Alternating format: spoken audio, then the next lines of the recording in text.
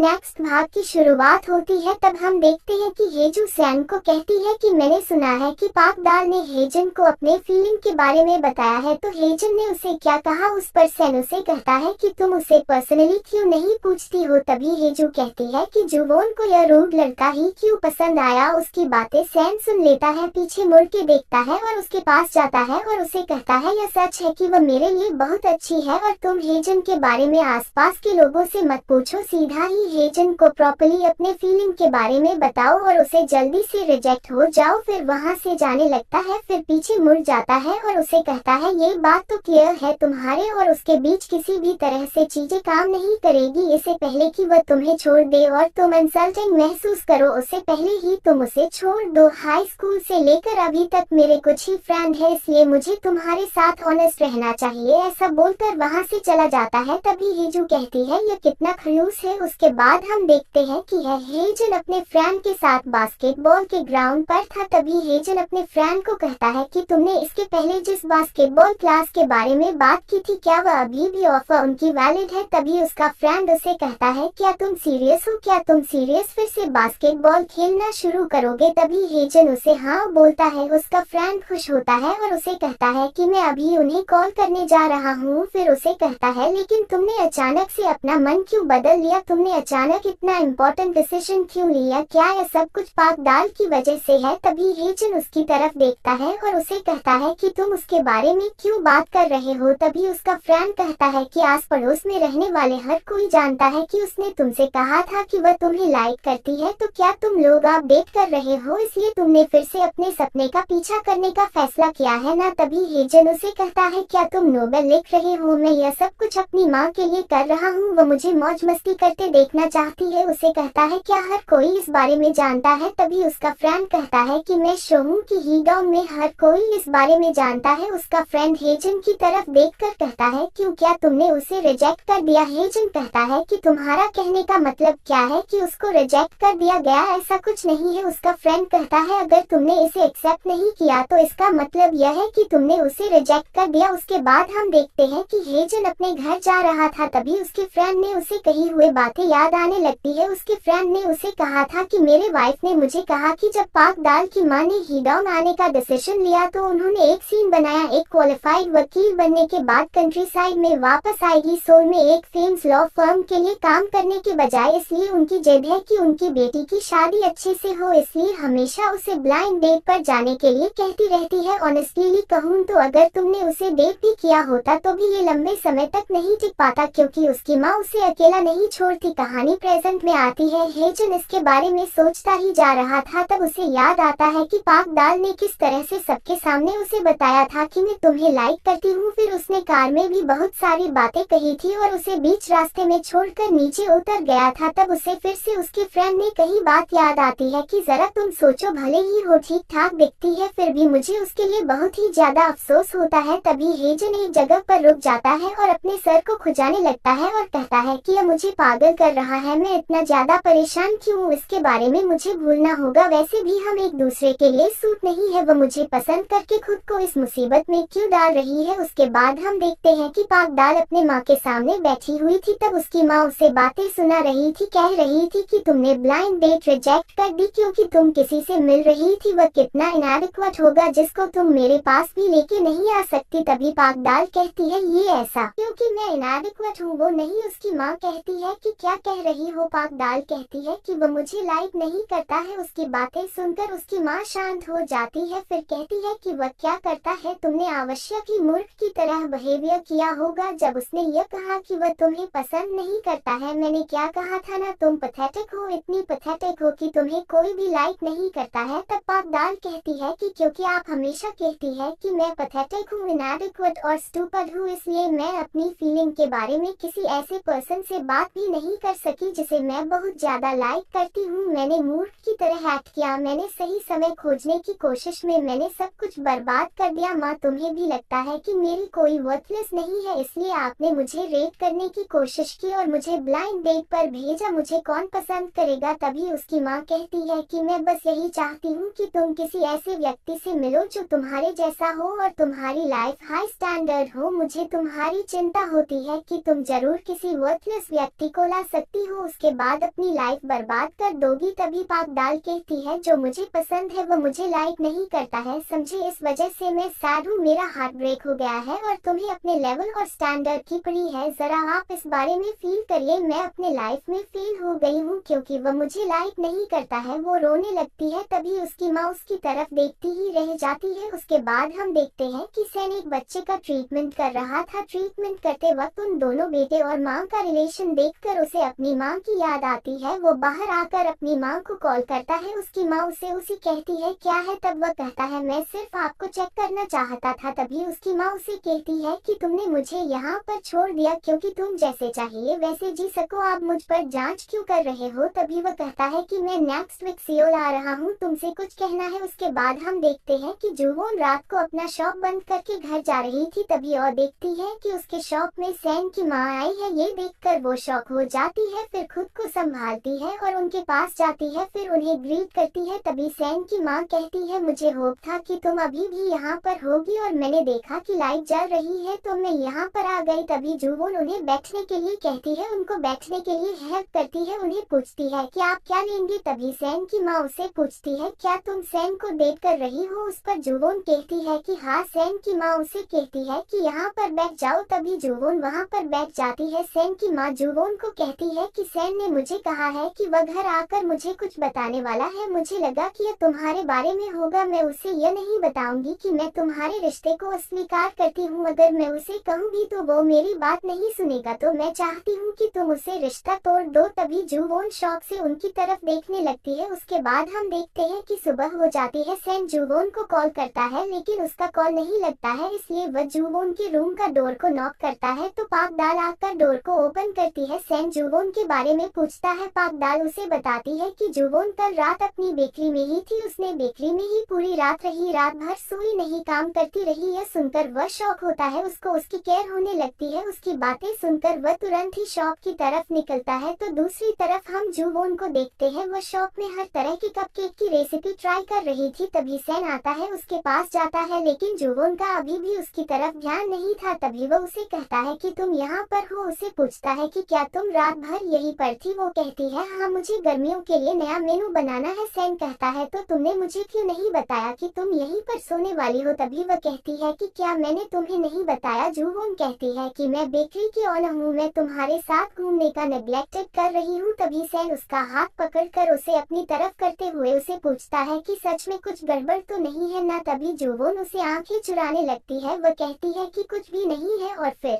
काम करने लगती है। उसे कहती है कि क्या तुमने कुछ खा लिया, क्या क्या खाया। तभी उसे चक्कर आने लगता है। सैन उसे होल्ड करता है, तब उसे पूछता है कि क्या तुम ठीक हो। तभी वह कहती है कि मैं हार्ड वर्क बहुत ज्यादा कर रही हूँ ना, इस वजह से। उसके बाद हम देखते हैं कि सैन जुवोन को बेड पर सुला देता है, उसके ऊपर ब्लैंकेट डालता है। तभी जुवोन कहती है कि रियल में मैं ठीक हूँ। सैन कहता है तुम्हें हल्का सा बुखार है, फिर उसे मेडिसिन देता है, उसे सोने को कहता है और फिर वहाँ से वो बाहर जाता है। उसके बाद हम जुवोन को देखते हैं, उसे सैन की माँ ने कई बातें याद आती है। उन्होंने उसे कहा था कि मैं चाहती हूँ कि तुम सैन के साथ ब्रेकअप कर लो, हो सकता है कि तुम उसे कंफर्ट करने में सक्षम हो। जब से सैन हार्ड टाइम से गुजर रहा हो, क्योंकि जब तुम बच्चे थे तब तुमने ऐसा किया था। मैं समझती हूँ कि वह तुम पर भरोसा करना चाहता होगा, लेकिन अगर मैं सैन को परेशान करना बंद कर दूँ तो क्या होगा। मैं सैन के लिए हर चीज आसान बना दूंगी, तो क्या सैन के लिए ये बेहतर नहीं होगा। क्या कोई ऐसा उसके लाइफ में पर्सन हो जो हमारे पास को नहीं जानता हो, तो उसकी लाइफ नॉर्मल हो जाएगी। किसी ऐसे व्यक्ति के साथ जिसके साथ में फैमिली बनाकर कंफर्टेबल महसूस करूं, लेकिन तुम और मैं एक फैमिली नहीं बन सकते। क्या तुम इसे असहमत हो। मैं तुम्हें उसकी पत्नी के रूप में स्वीकार नहीं करती। उसकी बातें सुनकर जुवोन को बहुत बुरा लगता है। तभी सैन की माँ कहती है कि क्या तुम लाइफ टाइम के लिए उसे उसकी माँ छीन लेगी। तुम लोग जो सोचते हो कि तुम्हारे पास है वह प्रेम नहीं है, तो तुम लोग मिस्टेक करते हो। ऐसा इसलिए है क्योंकि तुम लोग बहुत कुछ झेल चुके हैं। तभी कहानी प्रेजेंट में आती है। जुवोन रो रही थी।